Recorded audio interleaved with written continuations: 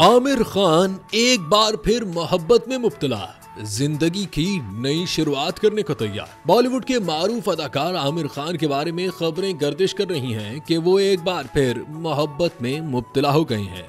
Reports में दावा किया गया कि आमिर खान एक खातून के साथ जिंदगी की नई शुरुआत करने वाले हैं और उनकी करीबी साथी का ताल्लुक बेंगलुरु से है। भारतीय मीडिया के मुताबिक 59 साल अदाकार ने अपनी इस नई साथी को अपने खानदान से भी मुतारिफ करवा दिया है, जो इस बात का इशारा है कि वो अपनी जिंदगी के एक नए बाब का आगाज करने जा रहे हैं।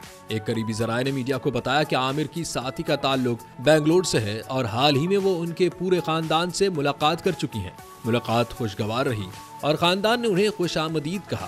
ताहम जराये ने उनकी निजी जिंदगी का एहतराम करने और मजीद तफसीलात न बताने की दरखास्त की है।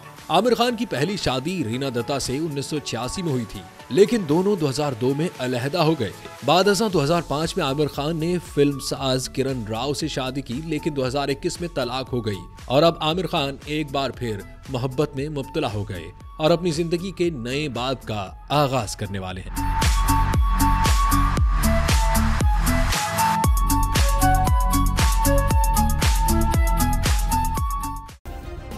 सब्सक्राइब करें और बेल दबाएं ताकि कोई खबर रह न जाए।